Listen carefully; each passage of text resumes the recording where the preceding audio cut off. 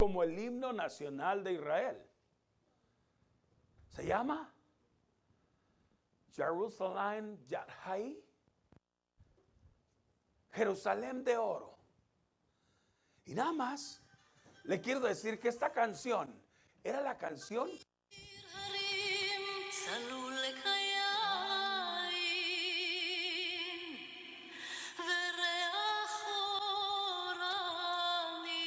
cuando usted llega a Israel y escucha esta canción que dice Jerusalén de oro, extrañamos el viento de las tardes, el viento de las tardes oliendo a pino. Y otra parte de esa dice, wow, cuando usted va llegando a Jerusalén y la ve, usted siente que aún la piel se le hace de gallina así. Y empieza usted a llorar.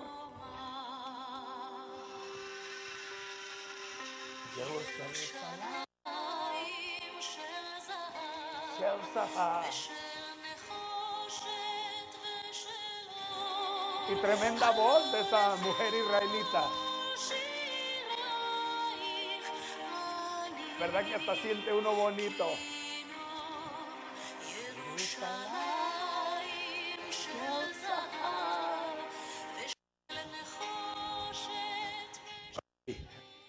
Ahí la dejo.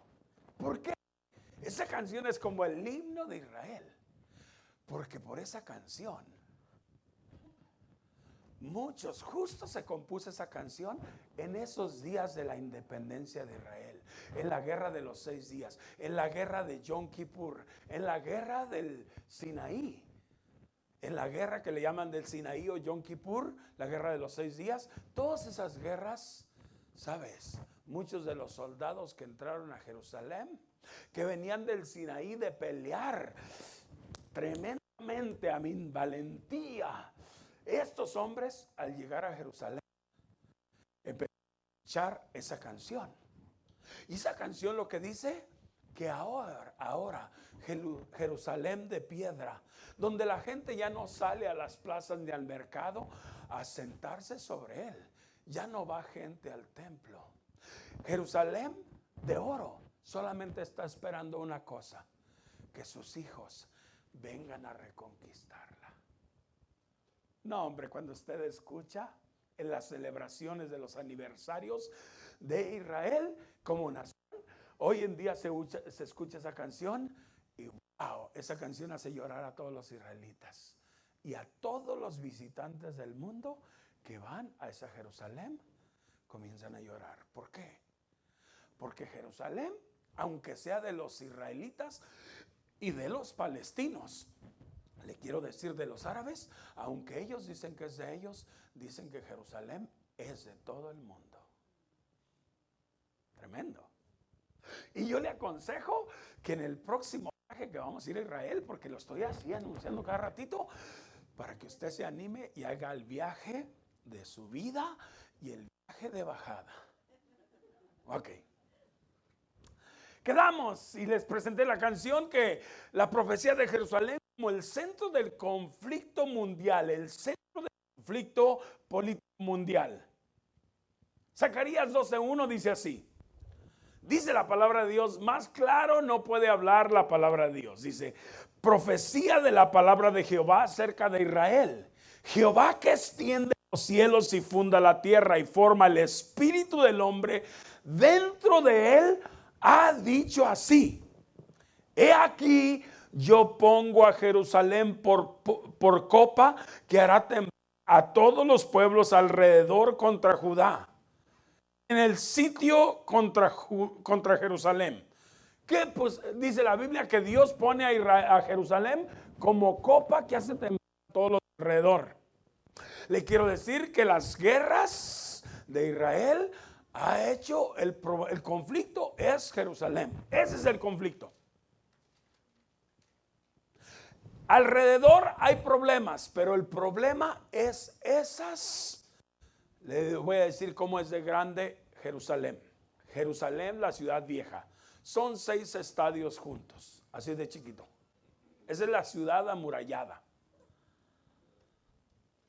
Pero esos 6 estadios juntos, que sería de ese tamaño, ese es el problema del mundo. Y dice el verso 2: he aquí yo pongo a Jerusalén como copa que hará temblar a todos los pueblos de alrededor contra Judá y el sitio contra Jerusalén.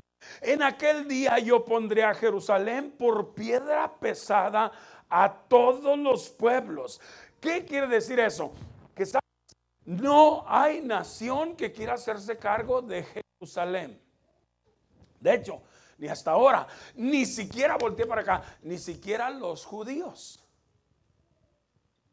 En varias guerras que los judíos han ganado, sabes, ellos dicen, es que si nosotros nos adueñamos de Jerusalén antigua, esa es una piedra muy pesada. ¿Saben hasta hoy en manos de quién está Jerusalén? ¿Quién es el que rige Jerusalén?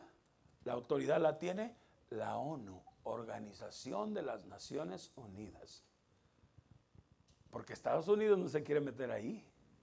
Cualquiera que se mete contra Jerusalén y que diga esto nosotros lo gobernamos, se arma una guerra contra ese país. He aquí yo pongo a Jerusalén por vaso de temblor a todos los pueblos de alrededor cuando estén en sitio. El 3 dice, y será en aquel día que yo pondré a Jerusalén por piedra pesada a todos los pueblos. Todos los que se la cargaren serán despedazados. Bien que todas las gentes de la tierra se juntarán contra ella. Basado en eso, vamos al verso 10. Dice, en aquel día yo procuraré destruir a todas las naciones que vinieren contra Jerusalén. ¿Y sabe? Desde 1948, ese es el verso 9, Zacarías 12:9, dice, y será aquel día que yo procuraré quebrantar a todas las gentes que vinieren contra Jerusalén. Todos los países que se han metido con Jerusalén han acabado. ¿Usted no lo cree? El día de mañana que nos vayamos a Jerusalén, yo lo voy a llevar por el desierto del Sinaí, donde están hasta ahora todos los tanques como museos que destruyeron los israelitas. Y si usted se va por el rumbo a Jericó, se va rumbo al Mar Muerto, por esa carretera usted va a ver tanques quemados uno tras otro, porque todos los países árabes que se han metido con Jerusalén han quedado despedazados. Si usted no cree la Biblia, vaya conmigo a Jerusalén y lo va a descubrir.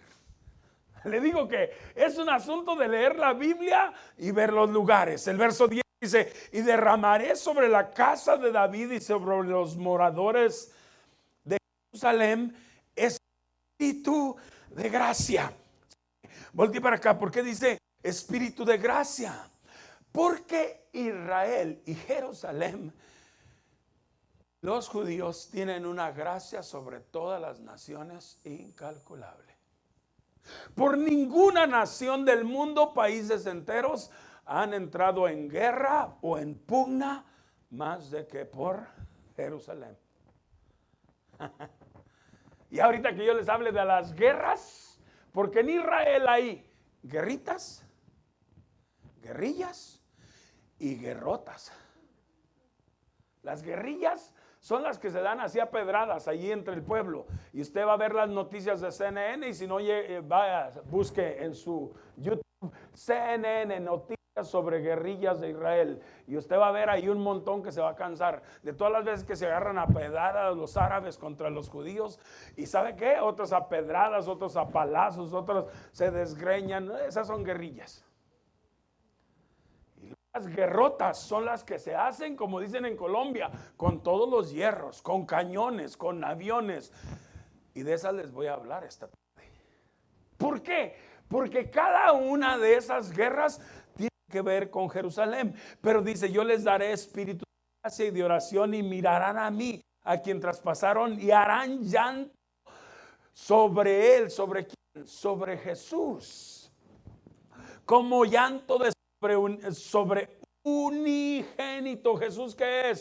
El unigénito del Padre, afligiéndose sobre él como quien aflige sobre primogénito. Porque el rollo está en Israel. Ahora, volteé para acá, ya le leí esos versículos, le puse la canción. Le quiero decir esto: Israel es un país amenazado de extinción. Israel, con tan solo 68 años de existencia, le quiero decir que tiene el mejor ejército del mundo. Lo ha demostrado en sus guerritas, sus guerrotas y sus guerrototas. Por muchas razones ellos tienen el mejor ejército del mundo. Primera razón porque ellos tienen el mejor ejército del mundo. Una, porque todas las amenazas contra ellos es de extinción. Si usted sabe que lo van a matar, le quiero decir que usted va a pelear lo mejor que pueda el mundo. Es más, ¿se acuerda cuando le iba siguiendo el perro, aquel bulldog grandote? ¿Se acuerda? Un perrón así. Usted corrió como nunca, brincó cercas como nunca, gritó como nunca. Usted hizo lo que nunca hizo porque sabía que usted estaba en peligro. Amén. ¿Sí o no? Israel tiene el mejor ejército porque ellos están amenazados de extinción. Los gritos entre los países árabes son: aniquilemos a Israel. Israel debe de dejar de existir. Miren, Israel tiene el mejor ejército porque nunca ha perdido una sola guerra, porque no puede perderla. Perder una sola guerra sería su historia. Ellos no pueden perderla. No pueden perder una sola, porque el día que la pierdan, Israel deja de existir. Recuerde que Israel solamente tiene 66 kilómetros de ancho. Eso no es nada. En menos de 4 minutos, un avión despega desde Jordania y llega a Tel Aviv. Quiere decir que ahí la gente de veras tiene que vivir en fe de que Dios los va a proteger, y ellos deben de usar toda la tecnología y todo lo que tienen a su alcance para sobrevivir. Otra de las cosas por qué tiene el mejor ejército: Israel está rodeado de enemigos que no quieren un pedazo de la tierra de Israel, no quieren la tierra de Israel. Ellos quieren el pueblo de Israel aniquilado, extinguido, fuera del mapa. Otra de las cosas: ellos están a espaldas del Mar Muerto. Yo le voy a decir, cuando yo peleé lo más fuerte que pude en mi pueblo, un día yo golpeé y me eché al plato a 3. El que quiera. ¿Sabe por qué yo peleé lo mejor que pude? Me agarraron en un puente y no había salida. ¿Qué tenía que hacer? O le entras o le entras. Ya no había salida. Las veces que podía correr, corría. Tenían la costumbre en la escuela de bañarme y no se la agarraron contra mí. Me decían mi apodo. ¿Cuál es? ¿Qué le importa? Y me bañaban con agua del mapeador. Eso hicieron por 3 días. Al tercer día, brother, me canso y salgo corriendo y me agarran en el puente. Tenía que entrarle. Israel tiene a espaldas el mar Mediterráneo. Ellos están rodeados de enemigos. Lo único que tienen que hacer es pelear hasta con lo que no tienen. Recuerde que también ellos han sufrido una persecución antisemita por más de 3,800 años desde su existencia. Y lo que es peor, una persecución y ejecución de muchos de ellos, que no les queda más remedio que luchar. Tienen que luchar a matar o morir. Benjamín Netanyahu dijo, que es el primer ministro de Israel, dijo: nosotros somos un país rodeado de enemigos empeñados a destruirnos. Por eso los judíos, como lema, ellos se van al muro de los lamentos a leer el Salmo 83. Brother, si tenemos el Salmo 83 desde el verso 1, fíjese: canción del Salmo de Asaf. Oh Dios, no tengas silencio, no calles, oh Dios, ni te estés quieto. El verso 2: ¿por qué aquí que braman tus enemigos y tus aborrecedores han alzado cabeza? sobre tu pueblo han consultado astuta y secretamente y han entrado en consejo contra tus escogidos. Ahí debe decir escogidos. O sea, su pueblo. Esa versión está mal. Han dicho, venid y cortémosles de ser, ¿qué? Pueblo. Y no haya más memoria de qué? Del nombre de Israel. Ellos están en el muro de los lamentos leyendo la Torá, el Antiguo Testamento, y ellos están así. ¿Los ha visto en las noticias que están leyendo así? Con la kipa. Yo sé que yo ya necesito una kipa.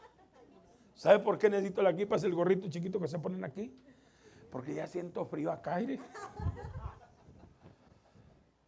Y sí sabe por qué yo dejé de ser católico, dijo un pariente mío, yo dejé de ser católico, que ya era muy difícil persinarme en el nombre del Padre.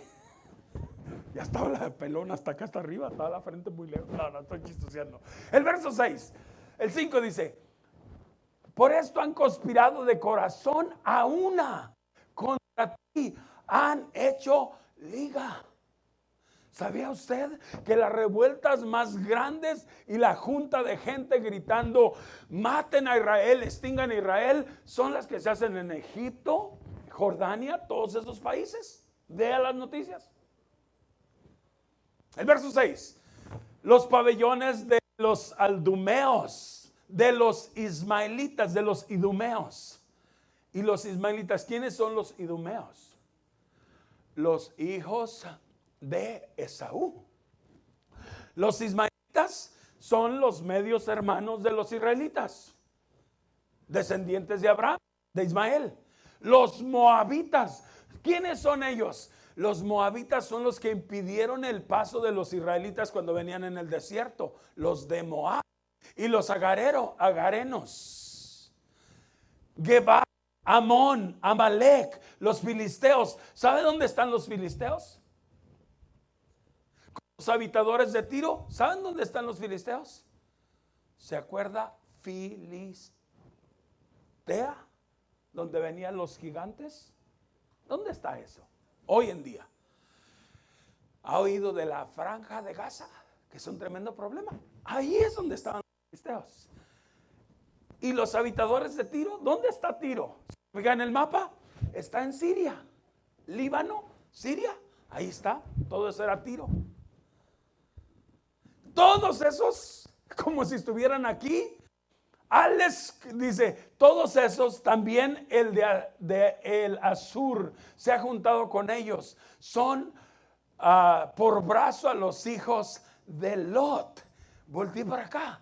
¿Dónde estaba Lot? Los hijos de Lot. ¿Se acuerdan cuando hubo problema entre Abraham, los pastores de Abraham y los pastores de Lot que está en la Biblia? Y se acuerda que Abraham les dijo, hey, no haya disputa entre nosotros, ustedes escojan para donde ustedes quieran irse. Y ellos escogieron el valle, que es donde está Sodoma y Gomorra. Ahí donde está los hijos de Lot, ¿sabe dónde es? Lo que ahora se llama Cisjordania. Les voy a explicar dónde está Cisjordania. Es Jordania, es al otro ladito de las montañas de Judea, que ahorita, aunque es de Jordania, es el único paso que tienen los jordanos para llegar a Jerusalén, que ya les cortaron el paso, porque Israel dice, en primer lugar, nosotros ganamos Cisjordania en la guerra de los 6 días y ustedes nos la están pidiendo y nosotros queremos esa montaña donde está el mar muerto, ahorita se los explico, donde está el mar muerto y el mar de Galilea, que son, volteé para acá, aquí están las montañas de Judea, el mar muerto y el mar de Galilea milagrosamente son los únicos mares que están debajo del nivel del mar.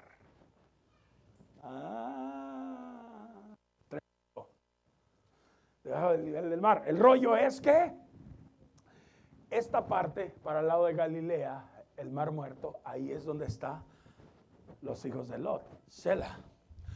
Dice, hazles como a Madián, como a Sísara, como a Javín en el arroyo de Sison. Esos son países que en las guerras judías ellos ganaron.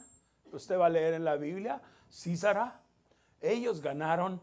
Pon a ellos y a sus capitanes como a Oreb, y como a Heb, y como a Seba, y como a Salmuna, a todos sus príncipes, que han dicho: heredemos para nosotros las moradas de Dios.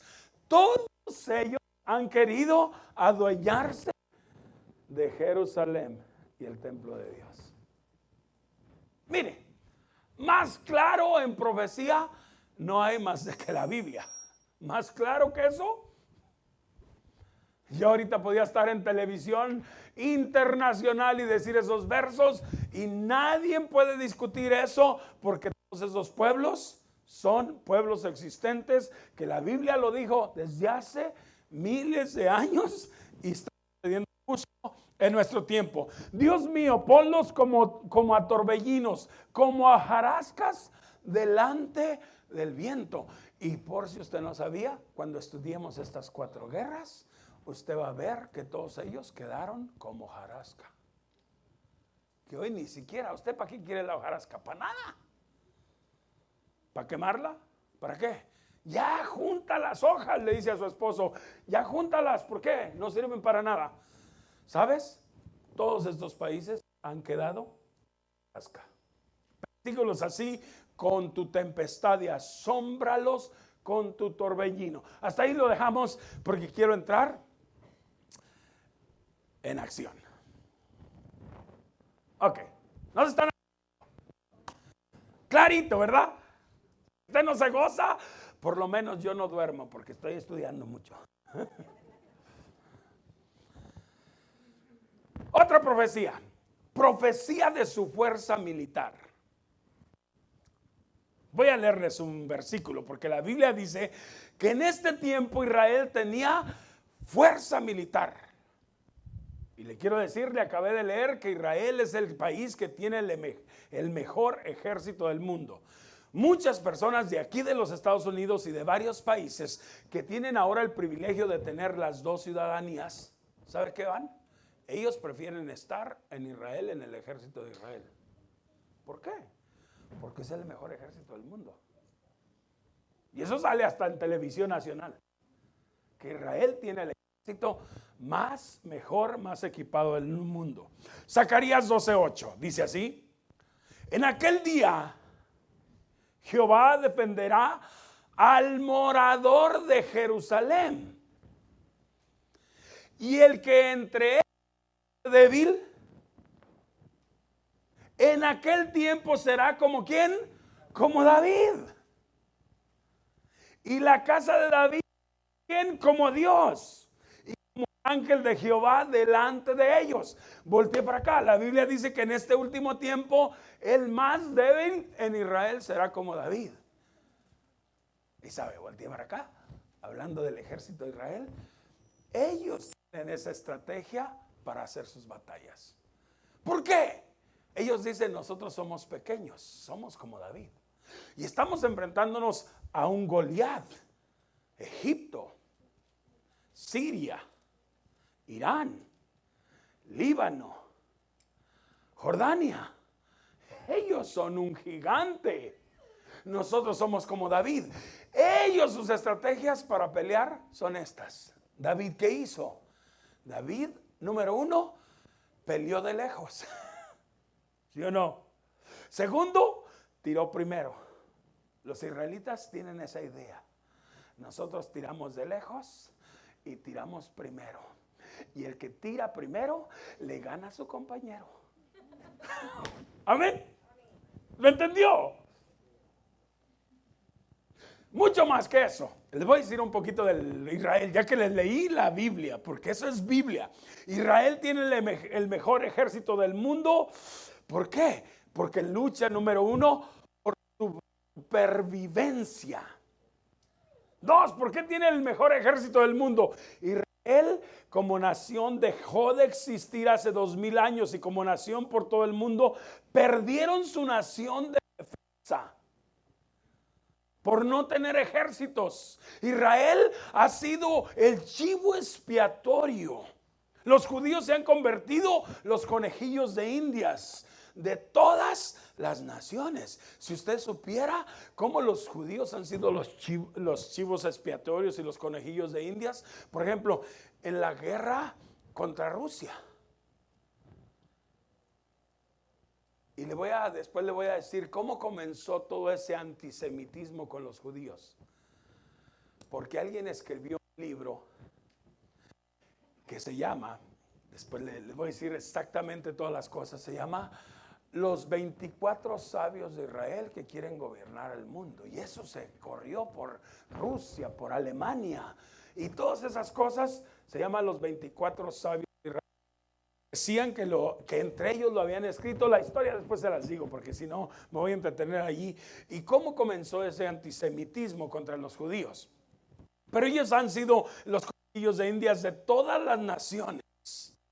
La última persecución fue de la Segunda Guerra Mundial, el exterminio judío de todas las naciones de Europa, que este enfermo psicópata, el Tercer Reich de Alemania, Adolfo Hitler, pidió a todas las naciones que le enviaran los judíos, y él los llevó a los crematorios y literalmente los mató en los crematorios, les quitó todas sus pertenencias.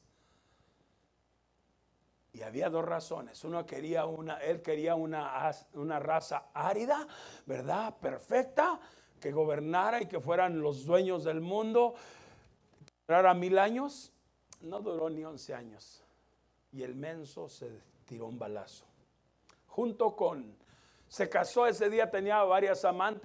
Una de ellas se llamaba Eva Braun. Y Eva Braun y él se envenenaron, se dieron un balazo. Después le cuento la historia. Pero Israel, esto es para como 1988. Le voy a decir por qué la Biblia dice que el más débil será como David. Estas es las estadísticas de Israel. Israel para el 88 aproximadamente tenía solamente 645,000 soldados. Egipto 1,075,000. Siria 804,000. Jordania 120,250. Cuando usted lo suma y pone Israel junto con ellos, es como de 1 a 3,5. Israel tiene 1 para 3,5 soldados. Pero los israelitas dicen, es que nosotros sumamos ejército, no como lo suman ellos. Para nosotros 6 tanques más 6 tanques no son 12. Nosotros no tendremos 12 tanques. Nosotros podemos tener 1. Pero si 1 es mejor que 12, nosotros les ganamos. Nosotros somos como David. 6 hombres y un gigante no significan 7 hombres. Nosotros significa que un hombre con valentía y con Dios como su respaldo le va a ganar a los 7 hombres. Amén. Denle un aplauso al Señor. Otras estadísticas, historia. La existencia de Israel, sabes, ellos tienen un lema en su ejército. ¿Sabe cuál es su lema? Desde el entrenamiento. Ellos dicen, nuestra existencia o nuestra extinción. Por eso estamos peleando. Por nuestra existencia o nuestra extinción. Ellos dicen, no es que somos superhombres. Ellos dicen desde su entrenamiento, entre más sudas, menos sangras. ¿O no? O sea que los que van a entrenar,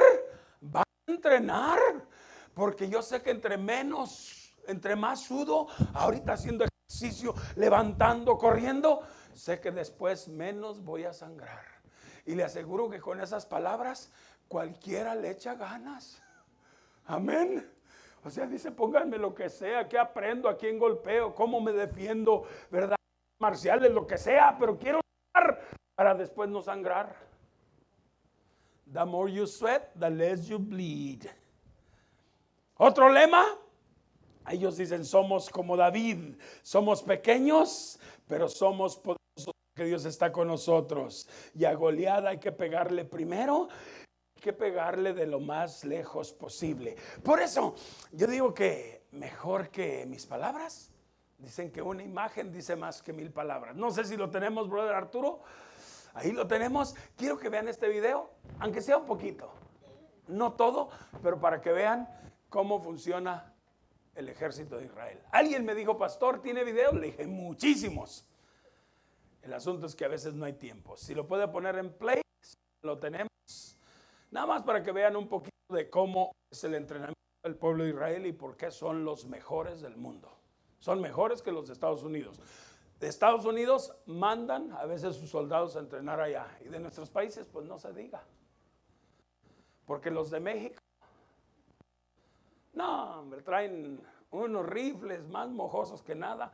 Y aparte de eso, si le pone ahí, ese es el ejército de Israel, si le pone sonido para que lo vean y lo disfruten, un poquitito ahí. ¿Les está gustando? Sí. Ahí. Durante 40 años las fuerzas de defensa israelíes nunca han sido derrotadas en combate.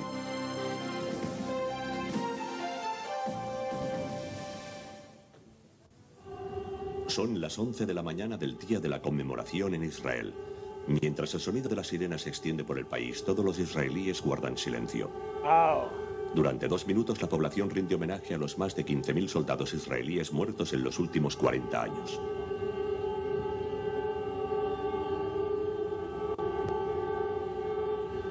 Irónicamente, las mismas sirenas que se utilizan para saludar a aquellos que sacrificaron sus vidas son las que alertaron de la llegada de los 39 Scuds iraquíes durante la guerra del Golfo Pérsico. Apenas sucedió, ¿eh?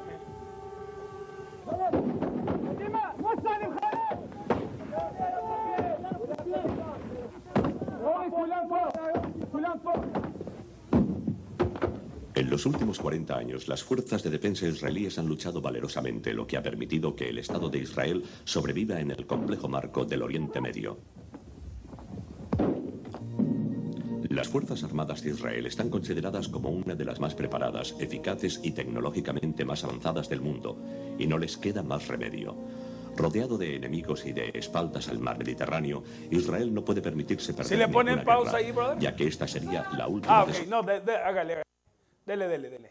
historia. Yo quería mostrarles algo. En primer lugar, Israel es un país amenazado de extinción. Hay ejércitos empeñados en destruirlo. No desean solo una parte, solo un pedazo de tierra. Quieren aniquilar totalmente este país.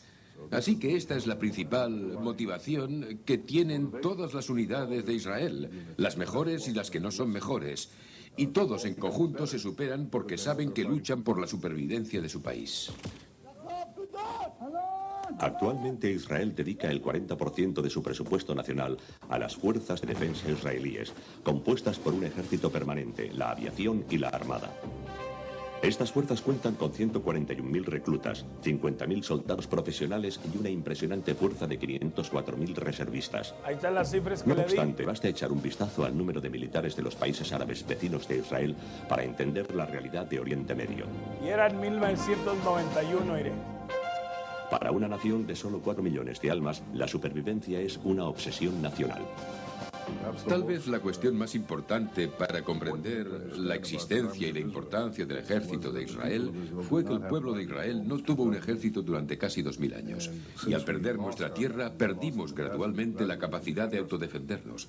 El pueblo judío se convirtió en el chivo expiatorio de la humanidad. Un pueblo cuyas gentes eran asesinadas, sacrificadas, aniquiladas, programa tras programa, masacre tras masacre, hasta llegar al Holocausto. Pero con nuestro reasentamiento, descubrimos de nuevo nuestra independencia y el complemento de nuestra independencia, la libertad, que es la capacidad de autodefensa, de resistir los ataques a tu libertad, a tus derechos, a tu propia existencia. Y esto ha dado lugar, tal vez sorprendentemente para algunos, a un ejército considerado de los mejores del mundo, hombre a hombre. Yo creo que ahí El lo soldado dejamos. israelí no es, como algunos pueden creer, un superhombre. All right. ¿Por qué? Yo creo que ya si usted quiere ver más, después le muestro más videos. ¿Qué significa esto? Que Israel tiene el mejor ejército del mundo. Un país tan nuevo, solamente se está cumpliendo lo que dice la palabra de Dios. uno de los ejércitos más mejores del mundo. Y lo ha probado con todas las guerras que ha ganado. Por lo tanto, vamos a empezar con las guerras. ¿Le damos? Porque cada una de ellas tiene un propósito. Vamos a empezar con la guerra del 48.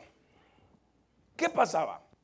El problema era que las Naciones Unidas, unos cuantos meses atrás, habían dicho, ellos fueron los que decidieron cómo se iba a haber dos estados en el estado palestino, en Israel. Y ellos dijeron, los israelitas pueden regresar a su nación y ellos se pueden asentar en Tel Aviv. Los jordanos jamás aceptaron que Israel fuera un estado. El rey de Jordania, él dijo, aquí el único que manda soy yo y ni siquiera aceptamos lo que dicen las bobadas de la ONU, que ellos votaron en el 47.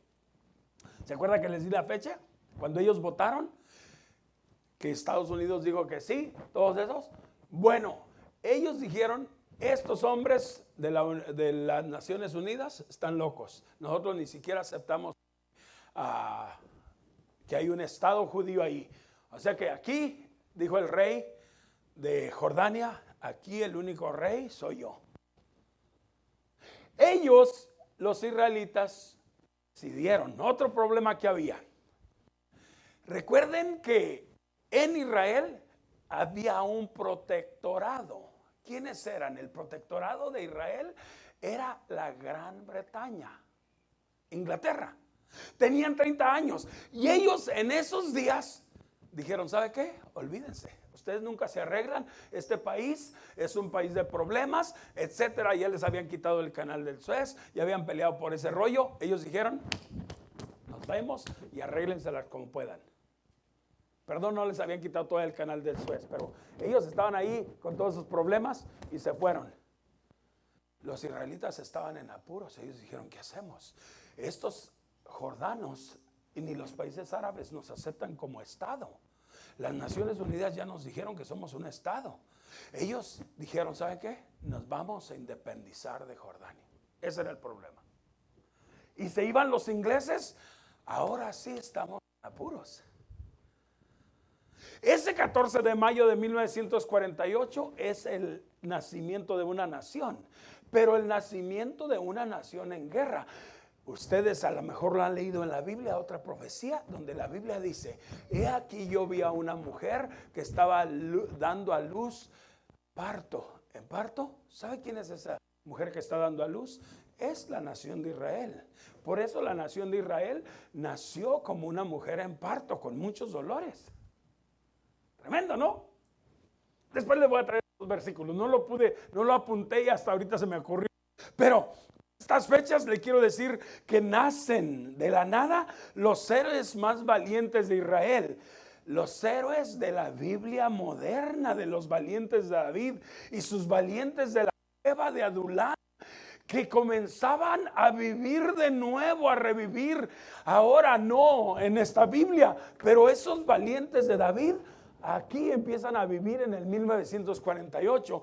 Entre uno de ellos está la historia de David Ben-Gurión. Mañana que nos vayamos en el avión a Tel Aviv, vamos a aterrizar en el aeropuerto de David Ben-Gurión. ¿Por qué? Es el padre de la patria israelita moderna. Ahí también, ¿sabes? Un hombre con agallas y valentía que se levantó con sus pocos hombres sobrevivientes del holocausto de la Segunda Guerra Mundial y declaró que Israel estaría bajo el gobierno de Jordania. Los ingleses que, sabes, que eran responsables del que ya tenían 130 años en la región, les dije hace rato, se marchaban y dejaban a Israel a su suerte.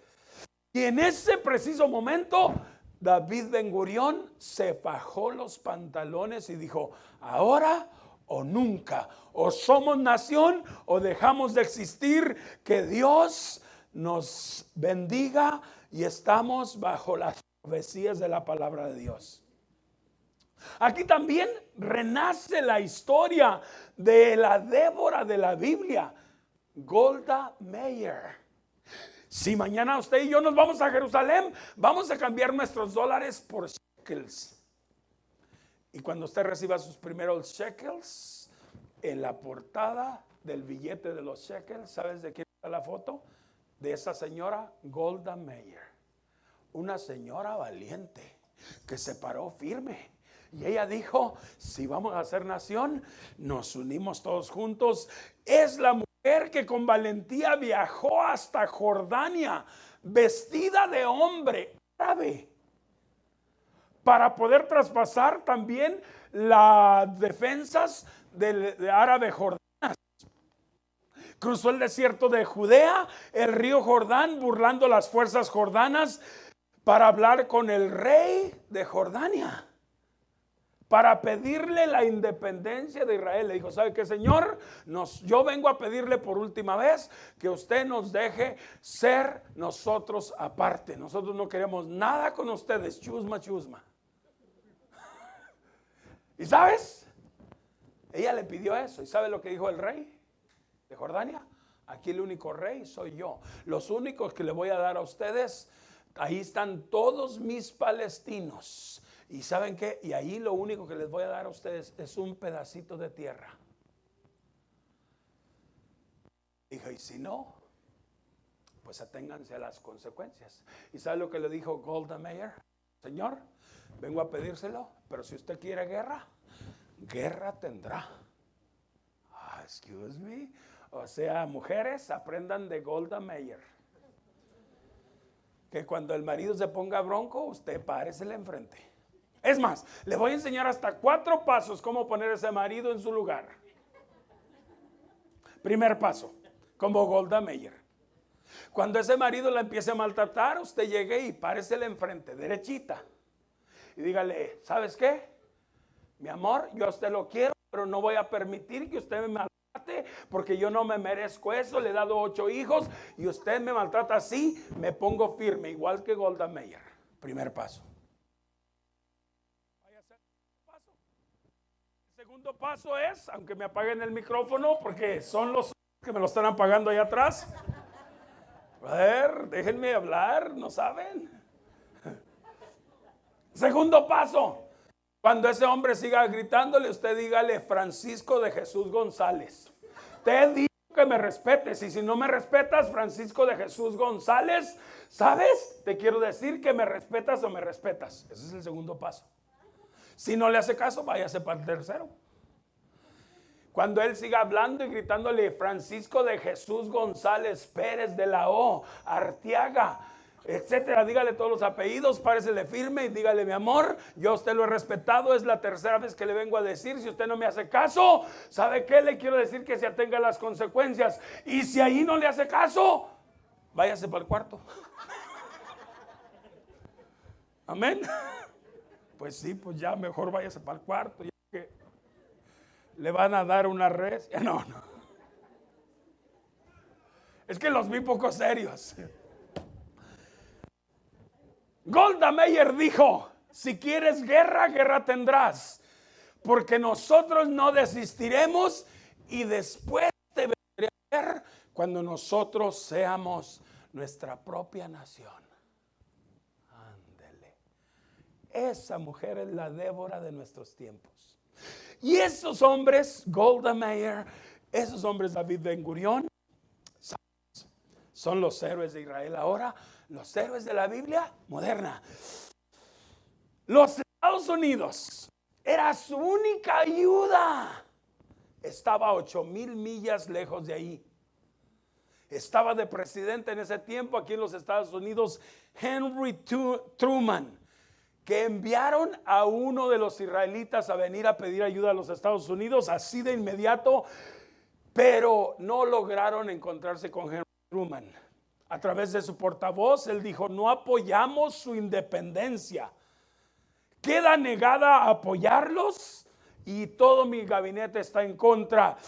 Era el día de independencia y no tenía la ayuda de los Estados Unidos. Pero David Ben-Gurión, con valentía, preparó su documento de independencia de justo 650 palabras, en la que decía: Israel es tierra santa.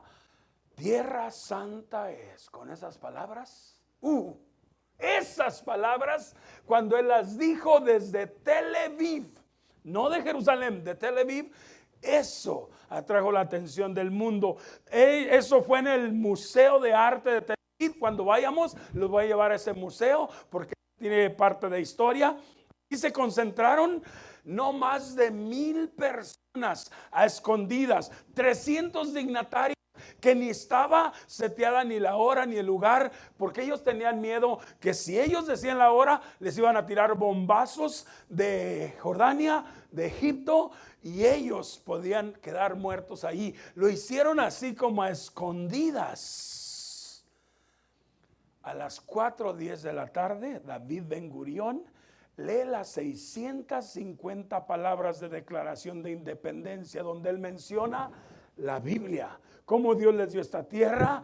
Terminó hablando del holocausto en Alemania y las propuestas de la ONU que había dicho solamente unos meses atrás. Él sabía que en 20 minutos Israel sería una nación, o que en 20 minutos Israel acabaría. Y él sabía que en 20 minutos se acabaría el exilio de 2 años. Y él lo hizo. ¿Milagro? A las 6:11 de la tarde, de la costa atlántica, el presidente de los Estados Unidos, Henry Truman, de una manera milagrosa sorprende al mundo. Él reconoce en televisión nacional, en blanco y negro, en ese tiempo, públicamente y oficialmente al mundo, dijo: yo reconozco que Israel ahora es un estado libre, una nación. Y sabes, Truman reconoce a un país de Israel sin fronteras, y el resto del mundo siguió a los Estados Unidos, porque ahí se cumple que yo les daré gracia a los israelitas, dice la Biblia. Cuando todos estaban en contra, Truman dice eso. Por eso este país es bendecido, porque dice la Biblia que el que te bendijere, a la descendencia de Abraham yo lo bendeciré. Por eso usted dirá: ¿y a mí qué? Por eso usted está disfrutando vivir bien, no se haga. Amén. Gracias a las decisiones que se han tomado. Amén, de bendecir a Israel. Denle un aplauso al Señor. Mientras que ellos estaban diciendo su declaración de independencia en Tel Aviv, en Israel, a esa misma hora empezaron los bombardeos. Por eso, cuando vayamos a Jerusalén, yo le voy a mostrar en las calles de Jerusalén que usted lo que ve en las piedras, un montón de hoyos. ¿Por qué? Por todas las guerras que ha habido. Y de allí los guías dicen: miren, esos hoyos que ven ahí fueron los del 48 en la guerra de independencia. Esos fueron las de la guerra de Kippur. Esa es la guerra de los 6 días. Y usted se queda asombrado y dice: no cabe duda que la palabra se cumple. Amén. Yo sé que muchos ya están animados a ir y van a empezar a ahorrar. Amén. Porque ese es un viaje súper. Bueno, le quiero decir que Israel declara su independencia ese 14 de mayo a las 4 de la tarde. En menos de 24 horas más tarde, los ejércitos regulares de Egipto, Jordania, Líbano, Irak, los invadieron, forzando a Israel a defender su soberanía. O sea, los forzaron a defender su soberanía, que apenas habían dicho que apenas habían recobrado su patria ancestral. Eso es como para llorar, ¿no? Nuestra patria desde hace 2000 años la estamos recobrando ahora.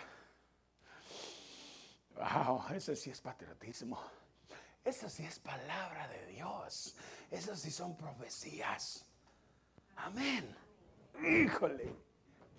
Por eso cuando usted ve a los judíos Los israelitas, no cabe duda que le ganan el corazón. ¿Por qué? Porque es gracias a ellos que tenemos la creencia que tenemos ahora. Y gracias a un judío que vino y murió por nosotros, que es el más importante. A esto se le llama, esta guerra que empezó el 14 de mayo, se le llama y es conocido como la Guerra de Independencia de Israel. Las recién formadas y mal equipadas fuerzas de defensa de Israel, la FDI, Fuerzas de Defensa israelí, las Fuerzas de Defensa israelí rechazaron a los invasores en combates intermitentes que se prolongaron por 15 meses. Cobraron más de 6,000 vidas en los primeros días. Y el 1% de la población de aquel tiempo, eran muchos muertos para tan poquita gente. Que eran algo así como 650,000, eran todos los judíos que había.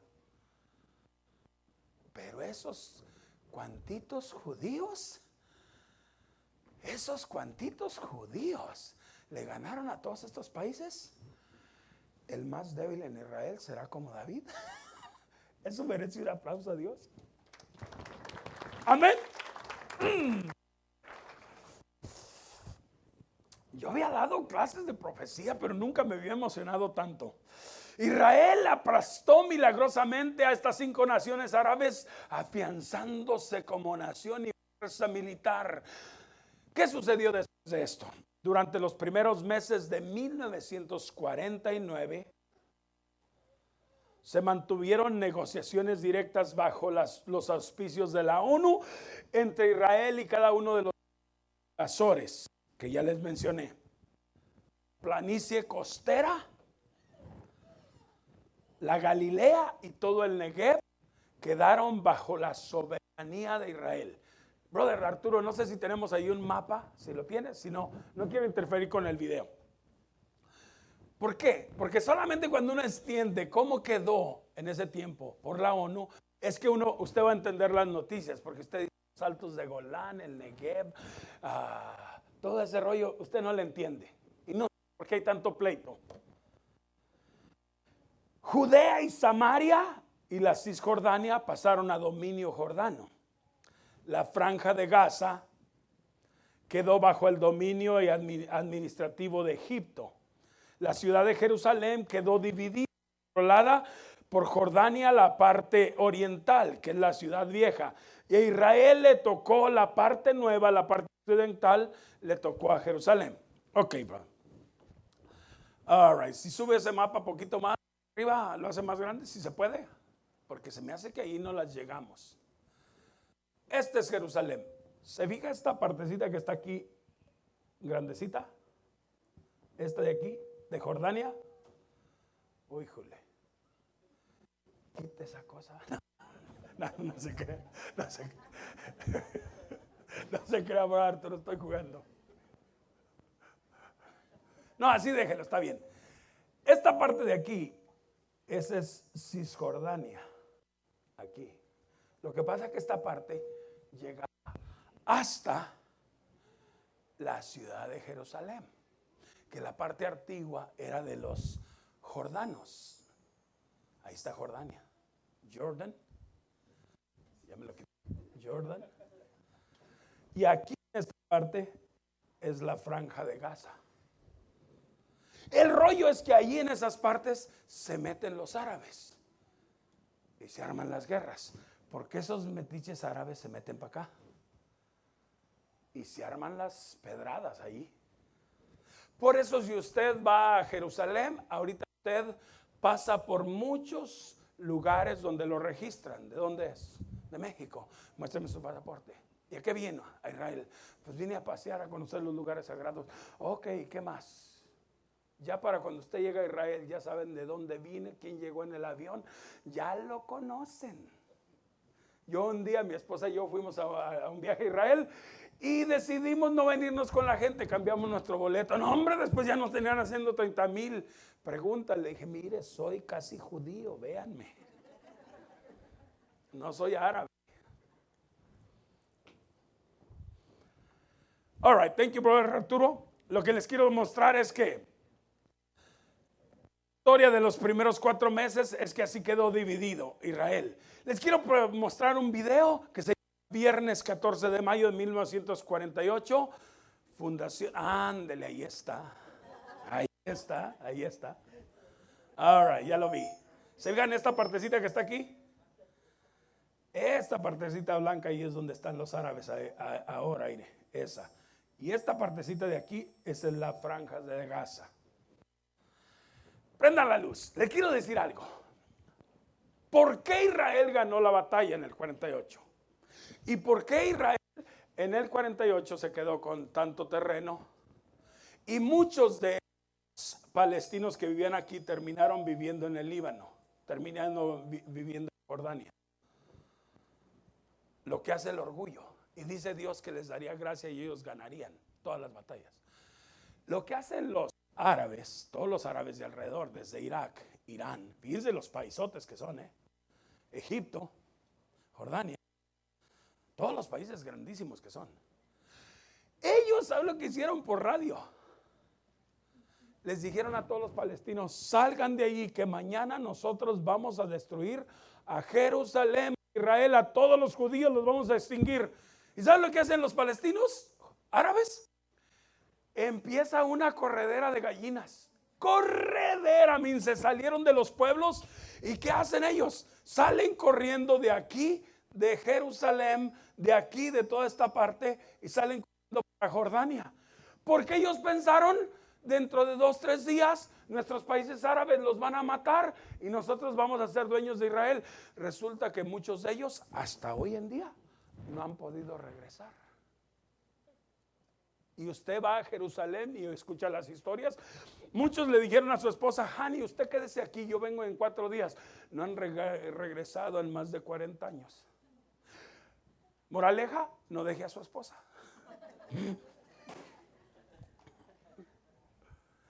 Por eso ellos ganaron esa batalla. Para los judíos, milagro de Dios.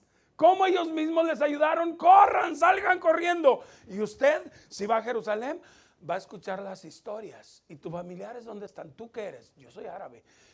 ¿Y dónde vives? Pues yo vivo aquí en la ciudad vieja o vivo en el Monte de los Olivos. ¿Y tu familia? Todas están en Jordania. Emigraron para el Líbano. Y si les preguntan por qué, te van a dar sus razones, pero uno va a decir, por gallinas y por mensos. No se crean. Es un milagro de Dios. ¿Por qué? ¿Se acuerdan? También ahí se repite la palabra de Dios. ¿Que dónde estaba Ismael? Aquí y nació. Cuando Agar se empieza a burlar de Sara, ¿qué le dice Abraham a Sara? Le dice a Abraham a Agar, ¿sabes? Vete con el muchacho y lo corrió para el desierto. Todo esto es desierto. Se conoce la Biblia. Árabes no pertenecen aquí, árabes pertenecen acá. Amén. ¿Ya lo entendió? Biblia se cumple. Digan amén los que están dormidos. Ya, bueno, nadie. Tenemos el video del 14 de mayo. ¿Quieren ver este otro video? ¿Sí? ¿De veras? De veras. Bueno, vale. Vámonos. Ahí está. Sonido. 14 de mayo, poco después de medianoche. David Ben Gurión está haciendo historia. A las 4 de la tarde, cuando lea en voz alta estas palabras, la política internacional cambiará para siempre. En este sencillo texto se contiene el sueño al que aspira el pueblo judío desde hace 2000 años. Es la declaración de la fundación del Estado de Israel. Pero la nación podría morir el mismo día de su nacimiento. Hay fuerzas poderosas empeñadas en entorpecer o destruir al país en ciernes. En la vecina Jordania, el rey Abdulá encabeza una alianza de 5 países árabes, deseosos de acabar con el nuevo Estado en cuanto nazca. Es el rey Abdulá el que dijo, se opone a las Naciones Unidas, que tiene sus propios planes para Oriente Próximo. La guerra civil devasta la región. Y el Imperio Británico, que ha sido el árbitro regional durante 30 años, se marcha de la zona. Su única esperanza está en Washington. Con el respaldo del presidente Truman, Israel tendría una posibilidad de sobrevivir. Pero Ben Gurión no sabe todavía si Estados Unidos reconocerá al nuevo Estado. Es una apuesta en la que está en juego el futuro de su pueblo y de todo Oriente Próximo. Hace 6 meses, las Naciones Unidas trataron de encontrar una solución política dividiendo Palestina. El Estado judío comprenderá los puertos de Haifa y Tel Aviv y todo Ahí el está valle de Jerusalén. Negev. El Estado árabe comprenderá la fértil sección oriental. Jerusalén quedará bajo la tutela de las Naciones Unidas. Los judíos estaban locos de alegría. Tras la pesadilla del Holocausto, por fin iban a tener un país propio, aunque a costa de los palestinos.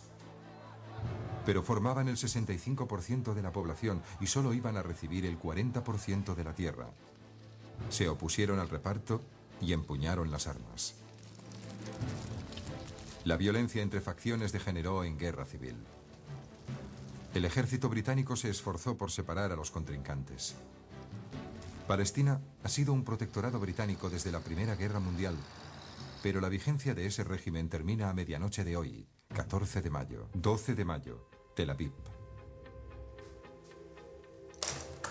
2 días antes del fin del régimen británico, Ben Gurión convoca a su gobierno a una reunión de urgencia. Se enfrentan a un solo y difícil dilema: aceptar el alto el fuego y aplazar la independencia, Ella es o Golda seguir Meir. adelante y arriesgarlo todo en un conflicto armado. Según Ben Gurión, la independencia es prioritaria y merece todos los sacrificios. Pero antes tiene que convencer a su Golda. gabinete. Muchos temen proseguir solos y no les faltan motivos. Golda Meir tiene 2 hijos en el frente. Como enviada especial de Ben Gurión en Jordania, ha hablado hace poco con el rey Abdullah para pedirle neutralidad. Abdullah le ha presentado su propia solución. No habrá reparto de Palestina. Él será el único gobernante y a los judíos se les dará una pequeña zona autónoma alrededor de Tel Aviv, pero no un estado. Él será el rey de los judíos. Meir Ahora no Abdullah aceptó la se propuesta. sentirá obligado a atacarnos. Es cierto que prometió no hacerlo, que dijo que quiere ser nuestro amigo, pero no puede impedirlo. Lo peor no ha sucedido todavía. El alto el fuego es una iniciativa de Estados Unidos. Si lo rechazan, ponen en peligro el reconocimiento estadounidense de Israel y sin ese apoyo podrían sucumbir. El ministro de Asuntos Exteriores, Moshe Shered, acaba de volver de Washington. Su misión era poner a Truman de su lado. Se sabe que el presidente simpatiza con la causa judía, pero Shered no consiguió entrevistarse con Truman y habló con el jefe del Departamento de Estado, el senador George Marshall. Marshall me dijo con toda franqueza: no apoyaremos vuestra independencia en este momento. Es más, no os ayudaremos. E impediremos la financiación que recibís de los judíos americanos.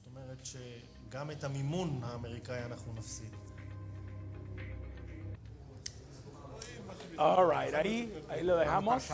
La reunión de Tel Aviv prosigue hasta el anochecer. Por el video que yo buscando. Eso sucedió ese 14 de mayo. Y en medio de ese rollo se declaró la independencia. Lo glorioso es que milagrosamente ganaron la batalla con estos 5 países. Israel hasta ahora está vivo y muchos de esos reyes ya se los cafetearon. ¿Oyeron que él murió 2 días después? No se metan contra Israel. Lo de que Dios dice, moraleja, no te metas con el pueblo de Dios, estás en problemas. Amén. Respeta al pueblo de Dios, aunque sea un pueblo chiquito, una iglesia chiquita, respétalos. ¿Los dejo ahí o le damos a la otra guerra? La otra. Con todo ese entusiasmo, la otra. Es que unos sí dicen la otra y otros. Bueno, vamos a entrar en la otra guerra. ¿Por qué? Porque todo esto tiene un final. cada una de esas guerras tiene que... Esta se llama, la otra guerra, vamos a entrar, la primera de independencia del 48. Esta guerra se llama la guerra del Sinaí, la guerra de la crisis del canal del Suez. Sí, brother, me pone otra vez el mapa, brother Arthur. Dele un aplauso al brother Arturo. All right. Oh, no está por acá. Les iba a mostrar el canal del Suez. Ok. ¿Por qué ese canal del Suez tiene mucho que ver y por qué esa guerra? Es que si no entendemos la historia del canal del Suez, no vamos a entender esa otra segunda guerra. El canal del Suez es el lugar donde, ¿se acuerdan que les dije hace unas semanas que el rey de Babilonia y luego después el rey de Persa, Darío, hizo el canal del Suez? El canal del Suez mide aproximadamente como unos 186 kilómetros de largo, ¿no? Largo, 186 por ahí. Ok, démele poquito para allá, brother, porque aquí no lo alcanzo a ver. Está poquito más para acá. Si le puedo mover al mapa para allá, a ver si sale. All right. El canal del Suez, miren, aquí está el Golfo y aquí está ahí. Ok, ahí. Ok.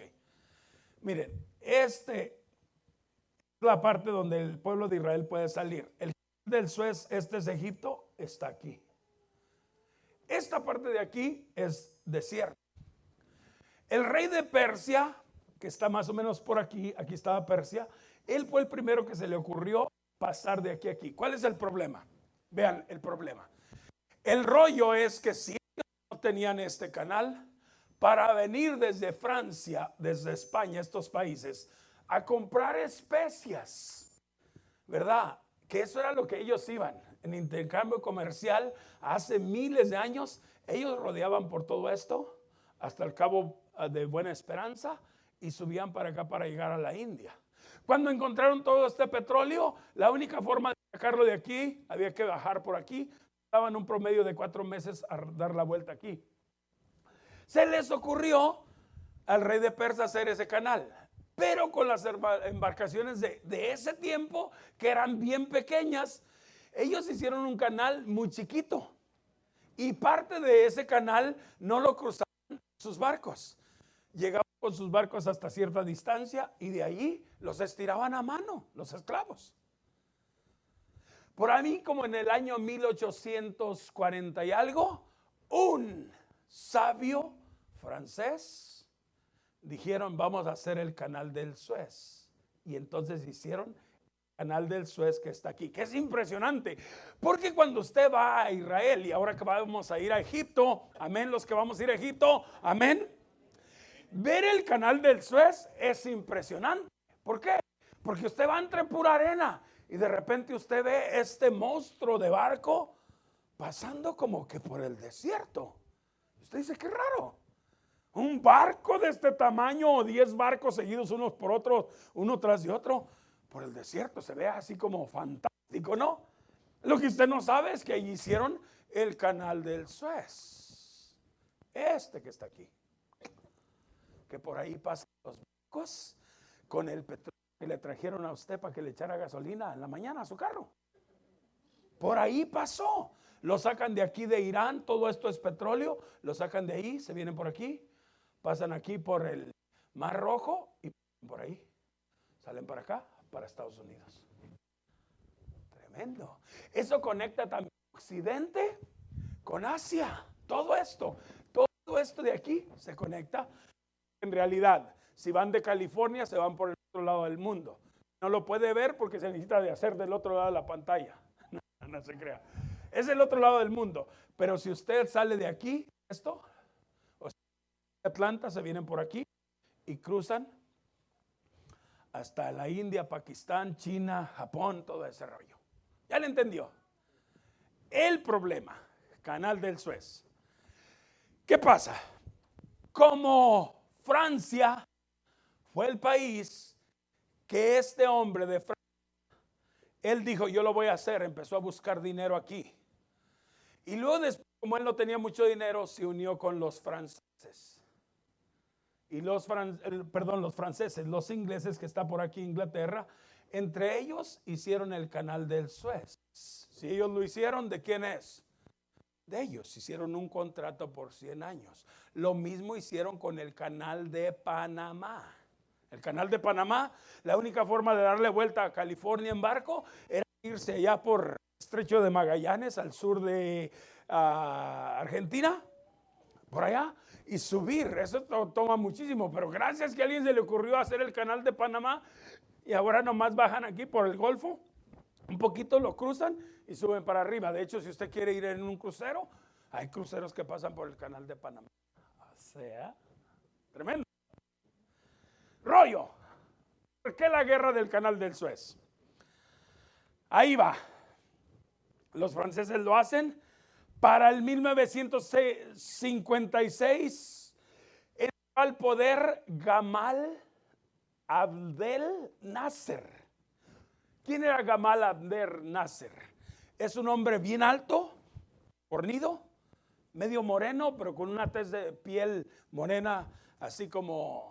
A mí no me gustan los hombres, pero dicen que era un hombre bien parecido, altote, bigotón. Ese hombre tenía una habilidad, era un hombre carismático, ¿sabe? Se ganó a todos los egipcios y a todos los árabes. Para ellos era como un Mesías cuando él entró al poder. ¿Por qué? Recuerden que todos estos países estaban mal económicamente.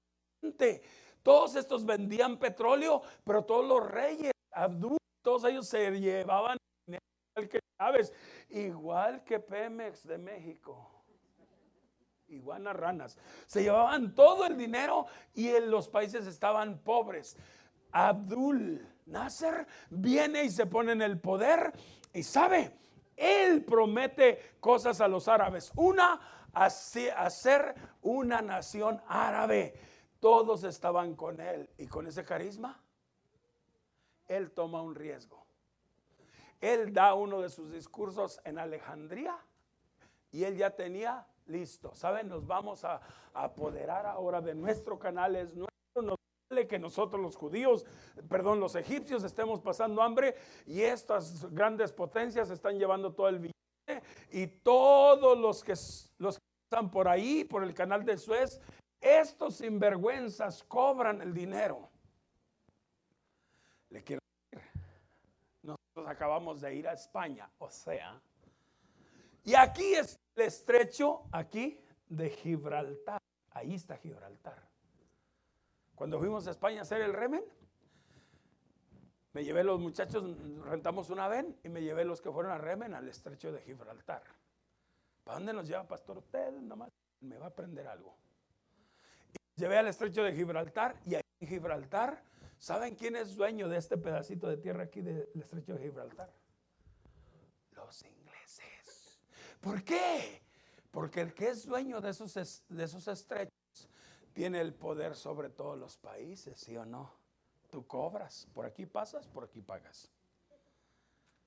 ¿Y qué es eso? ¿Sabe qué? El estrecho de Gibraltar no es más grande, es una montaña no más grande que la montaña de Stone Mountain. Ahí nosotros fuimos a comernos la hamburguesa más cara de Burger King. Pagamos $36 por una hamburguesa Double Whopper y la ketchup, más de $1 cada ketchup. Dijeron, ¿usted va a querer ketchup? Le dije, ¿cuánto? Dijo, pues como $1. No, se la robo a mis amigos. Porque allí tuvimos que cambiar nuestros dólares en libras esterlinas. Rollo. Ahí es Gibraltar y los ingleses eran dueños de eso, todavía son dueños de ahí y son de aquí. Eran dueños de aquí. Nasser, en esa conferencia en Alejandría que duró más de 2 horas, como está predicando, estaba hablando y ella ya tenía las claves. Una palabra que iba a decir, cuando él dijera esa palabra, los soldados egipcios iban a tomar todas las casetas y todos los importantes de aquí del canal del Suez. Así comenzó la guerra. Y cuando él dijo esas palabras que las digo como 5 o 6 veces, todos empezaron ahí, ya estaban de acuerdo, y justo ese día Nasser se crece más, porque ese Nasser egipcio, ¿sabes? En realidad les arrebató el canal del Suez a 2 potencias mundiales en ese tiempo, a Francia y a Inglaterra, vencibles del mundo en ese tiempo. ¿Sabe lo que hizo con este hombre? Se creció más, se le fue a la cabeza al sonso. ¿Y sabe lo que hicieron? Entonces Francia e Inglaterra le dijeron a Israel, ¿sabes? Este hombre ya tomó el canal del Suez. Falta muy poco tiempo para que vengan y ataquen a ustedes, los judíos. Y Israel, para hacer la guerra impresionante, también se mete a la guerra. Nasser le quita el canal del Suez, pero los judíos, ¿saben qué le ganan? Todo el desierto del Sinaí, toda esta parte de aquí del canal del Suez, toda esta partecita de aquí. En esa guerra, este paisito tan chiquito, les quitan todo ese terreno. Se cumple otra vez las historias de la Biblia. ¿Se acuerdan cuando ese rey faraón de Egipto iba a perseguir a los judíos justo por aquí para que ellos murieran en el Mar Rojo? Y fue justo aquí donde se hace la guerra del canal del Suez, y fue justo aquí donde los israelitas al pasar, los egipcios quedaron postrados y los judíos quedaron libres en el Sinaí. Justo eso pasó en esa guerra del canal del Suez. Eso merece un aplauso porque se cumple otra vez la palabra de Dios en el mismo lugar, en el mismo sitio, con la misma gente, simplemente diferentes personajes. ¿Entendió? O sea que cualquiera que no quiera creer la Biblia es porque ya simplemente no quiere. Gamal Abdel Nasser era como un faraón de los egipcios, era como un dios, tenía mucho carisma, era muy bueno para hablar y convencer a las masas. Era tan famoso Gamal Abdel Nasser, cuando usted iba a las mezquitas judías y ellos se ponían a orar. ¿Sabe lo que había de tapete para ponerse a orar? Alá, la foto de Nasser. Tremendo. ¿Qué pasa? Era faraón, él les quitó el derecho del canal del Suez a estas potencias mundiales. No es que se las quitó o ganó la guerra. Fue que Estados Unidos, volteé para acá, estaban en pleno apogeo de la Guerra Fría. Muchos ya nacimos en la Guerra Fría, ¿sí o no? ¿Qué pasa en la Guerra Fría? Estados Unidos estaba aquí protegiendo a Israel. Cuando viene esa guerra del canal del Suez, 2 países necesitaban el petróleo de allí. Y decían los rusos, nosotros necesitamos petróleo, y aquellos sinvergüenzas franceses e ingleses están ahí metidos. No lo dijeron, pero lo pensaron. Porque Israel va a defender a Israel y se para aquí. Ahí tiene sus barcos. ¿Rusia qué hace? Yo también quiero petróleo. Por eso algunos dicen que la guerra es por petróleo. ¿Y saben qué es? Amén. Sí es por petróleo.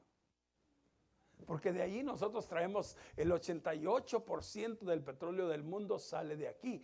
¿Qué hace Rusia? Rusia viene y pone sus barcos también por ahí y otros aquí, en el Golfo Pérsico. Le está diciendo, tú atacas Estados Unidos, yo tengo mis bombas. Y este de aquí está diciendo, tú atacas, yo también tengo mías. Por eso Estados Unidos como que estira y afloja. Y Rusia estiraba y afloja. Y si me avientan un bombazo. Y la semana pasada les saqué un susto, ahora no. Es la guerra del canal del Suez. ¿Qué hicieron ellos? Conquistaron esa parte. ¿Qué dice la Biblia? Con esto voy a terminar. En aquel día pondré a los capitanes de Judá. ¿Por qué? Esa guerra del canal del Suez nos lleva después a otra guerra. Se llama la Guerra de los 6 días. Si usted quiere escuchar más de la Guerra de los 6 días, que es la más renombrada, pero la próxima semana, aquí mismo, en esta iglesia, en este mismo canal, porque ya veo algunos que están bosteciando y se sienten muy feo, que se les cierren los ojos. Ya quisiera algunos ir a ponerles algo aquí para no. Primera vez que los vea todos como despiertos. Amén. ¿Les gustó? ¿Aprendieron algo? Usted dirá, ¿y qué tienen que ver esas guerras? Esas 4 guerras, las más importantes. Toda esa guerra, volteé para acá porque aquí quiero concluir. Toda esa guerra nos lleva a un lugar, el conflicto de Jerusalén. Ese es el conflicto, Jerusalén. Cada una de esas guerras ganan el Sinaí, guerra de los 6 días.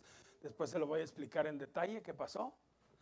Ellos en la guerra de los 6 días le ganan otra vez a estos mismos 5 sinvergüenzas. O sea que con una no tienen. Vénganse otro round pues. Le ganan a ellos, pero los judíos ya llegan a Jerusalén. Cuando llegan ellos a Jerusalén, son las primeras fotos que ahora están en los libros de historia, donde entra Moisés Allán, de un ojo, que tenía solamente 4 días como ministro de defensa, como general del ejército de Israel, 4 días solamente, porque Leví Eshcol, que era el primer ministro de Israel, chicken, no quería entrar en guerra. La historia es que esas fotos, cuando entra Allán a Israel, esas son las fotos que usted ve en los libros de historia. Y usted ve la bandera de Israel sobre Jerusalén, la ciudad vieja. Ellos por primera vez, cuando entran haciendo la balacera a Israel, y se estaba peleando la balacera contra Jordania, ellos están en el muro del monumento. Y ahí por primera vez entraron muchos judíos y tocaban esas paredes. Son las paredes de la plaza de Israel. Y ahí ellos por primera vez oraron a Dios. No me recuerdo ahorita las palabras en hebreo, las tengo allá anotadas. Por primera vez, en hebreo, Jehová es Dios. Ellos llegaron y tocaron esa pared. Ellos tienen que tener la planicie donde está la cúpula de la roca que les mostré la semana pasada. ¿Por qué? Próxima semana, espero que terminemos. Porque el otro lado de esa cúpula de la roca, para el lado del Monte de los Olivos, está la puerta dorada o la puerta del oriente. Esa puerta es otra profecía, porque está cerrada hasta hoy. Usted va al Monte de los Olivos en la madrugada y ve justo la puerta dorada, porque brilla con el sol al salir el sol, que empieza a subir sobre las montañas de Judá. Ve cómo alumbra la puerta dorada o la puerta del oriente. La puerta, dice la Biblia, que estará cerrada hasta que un día estará cerrada, porque por ahí pasó el Mesías, Jesucristo, hace 2000 años, en ese pollito que la gente ponía cerrada hasta el Mesías. Puertas están cerradas. Los leones, la puerta de la basura, la puerta de Eva, todas están, abiertas. Nomás esa está cerrada. Explíqueme usted. Y la cerraron, ¿sabe quién? Los musulmanes. ¿Por qué la cerraron los musulmanes? Porque ellos creen que Mahoma es el profeta mayor. Mahoma ascendió desde Monte Moria, donde la roca. Como el mayor, Él no venir el Mesías y pasar por ahí. Pues lo único que ayudaron es a la profecía, porque Mahoma no va a pasar por el puerto, porque Mahoma, ¿sabe lo que pasó? Murió y no resucitó. El único que sí puede venir y pasar por esa puerta es el único que ha resucitado entre los muertos. Y cuando Él se pare, dice la Biblia, que va a bajar y por el monte de los Olivos, se va a poner dos. Y eso es por suceder. Ahí lo espero ese día. Cierre sus ojos. Padre Celestial, te damos gracias, Señor.